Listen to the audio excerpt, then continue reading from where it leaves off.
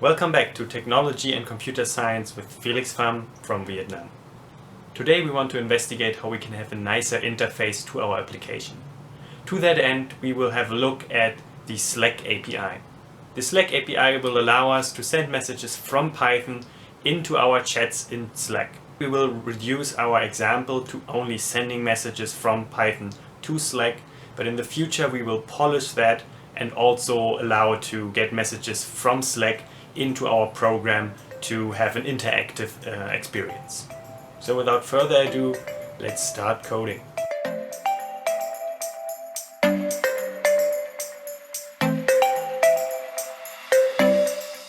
In order for us to work with Slack, we first need to have an account there.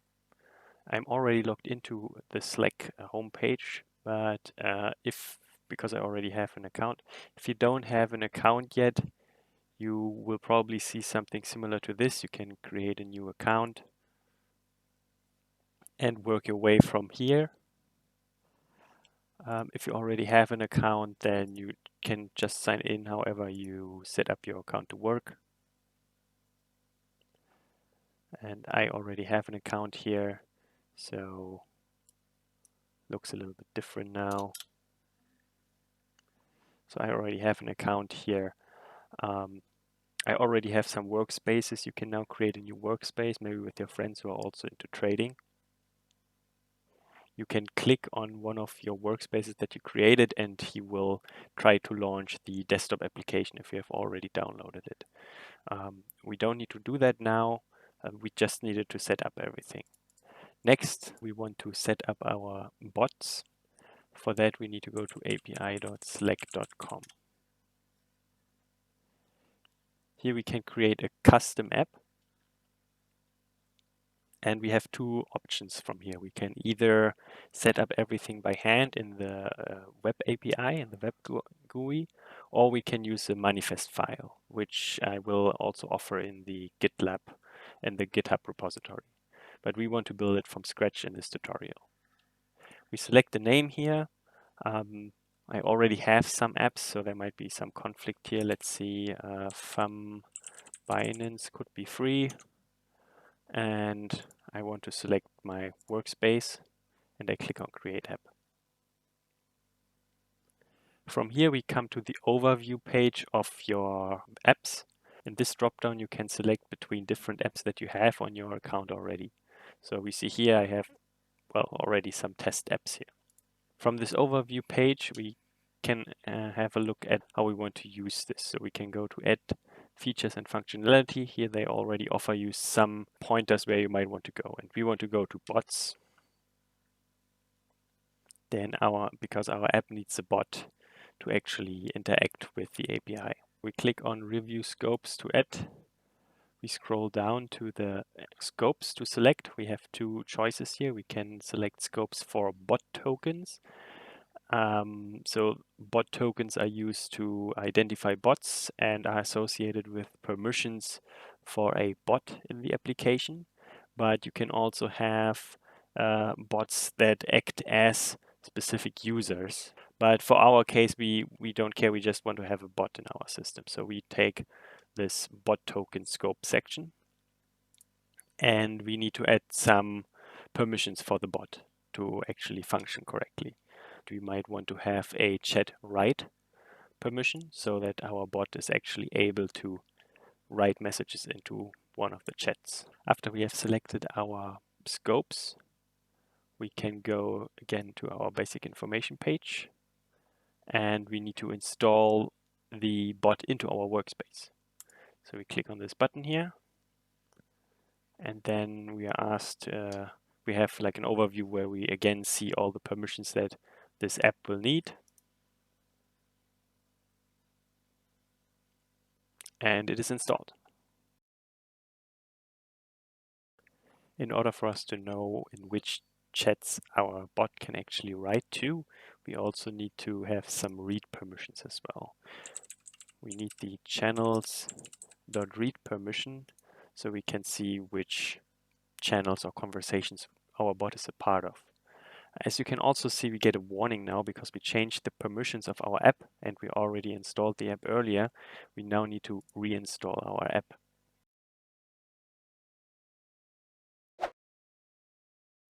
In order for our program to send messages to Slack, we need to have an authentication token. To get that, we go back to OAuth and permissions, and we should now have our bot token here that we can use to interact with our application. Now I need to save it into a file.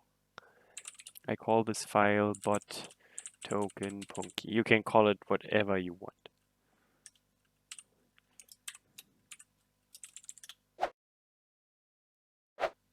When we start the Slack app, we now are logged into our new workspace here. If that didn't work, you can always click on the plus button here and say find workspaces. It will automatically link you back to the browser where you need to make sure that it's the browser where you logged in as your specific user. And then you should see your newly created workspace here. And you just click this and open. And depending on if you use Linux or Windows, this might look different for you. So for me, I need to click on the Open in XDG app. And then it should start the workspace for you. It already created some default channels, but we don't care about that. When we go down to apps, we see here our new from Binance. There's nothing that will happen here. First of all, we cannot send messages here because we didn't enable that. This part we would probably polish out when we make the bot interactive. For now, since we only want to send messages via bot to Slack, there's nothing we need to do here.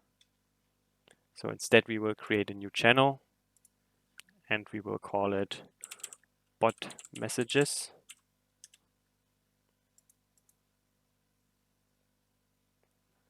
And we skip this one for now. And then here we can say, we can actually mention our new bot and then add it to the channel. So now the bot is part of this channel and should be able to interact with this channel. In order for us to use Slack from Python, we can make use of the Slack SDK that is already provided by Slack itself. I already added it to our requirements file. It is called the Slack SDK and the current version I use is 3.7.0. And from here we just update our installation with pip3 install -r requirements.txt --user. Again, I already installed all the requirements, so nothing happens on my side. To play around with the API, I will create a new file. I call it slack.py, and we will later extend that to be our messenger. First, I will import the Slack SDK we just installed. And the tool that we use from the Slack SDK will be the web client. This will already take care of a lot of the overhead and will make it very seamless for us to use. So I create a main method again, and I call this main method only if I call this module directly. So I guard it again.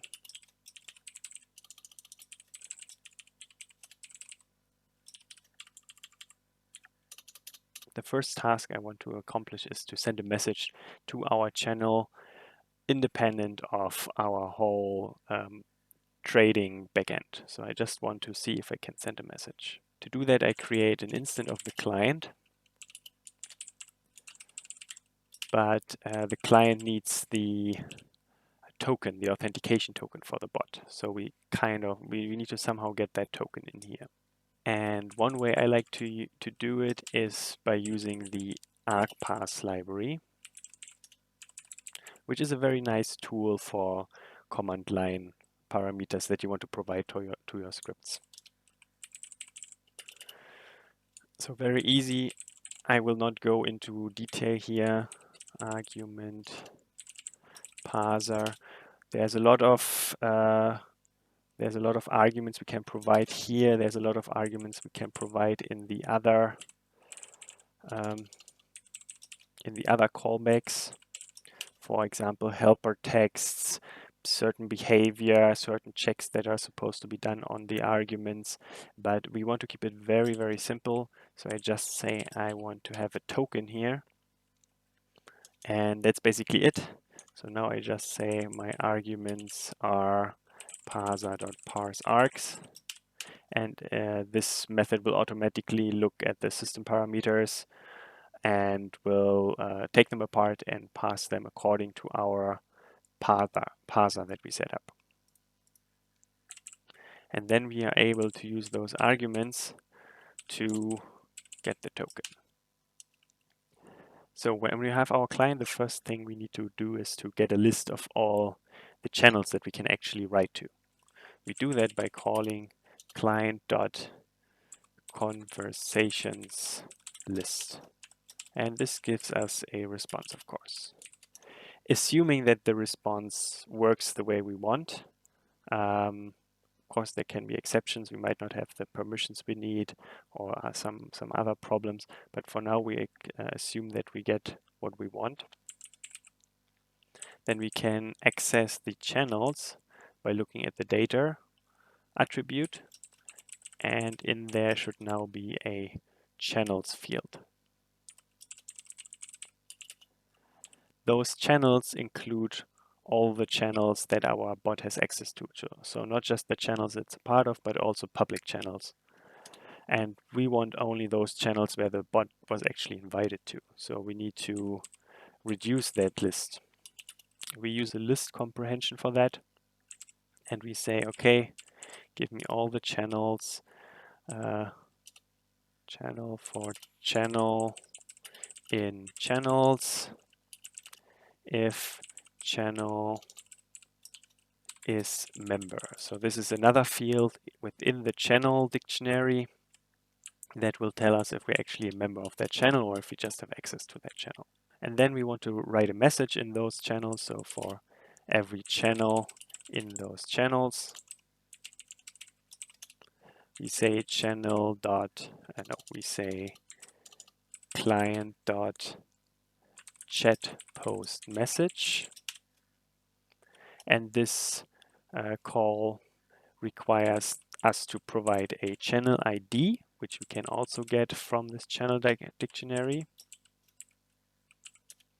and also the message we want to send. And here we have actually two options. We can either say send a raw message, which we will do here. We'll just say this is a test. But you could also provide some formatted text. You can provide multiple sections with images, with markdown, and. I didn't take a deeper look into it yet. We will do that in the future as well. And this should actually already send everything. Okay. We call our code from Binance.Slack, and we should get an error message. Well, yeah, we get that error message that I didn't expect. Okay. Add parser, of course, add argument.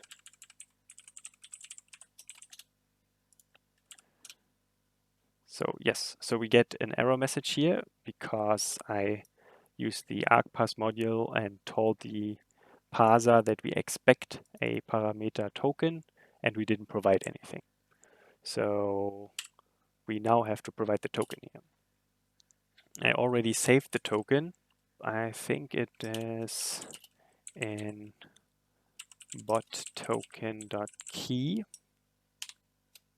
Let's see. It appears to have worked. And you might have heard the notification. So we go to our Slack app and we see here, I already played around with it before, but we see here this is a test message.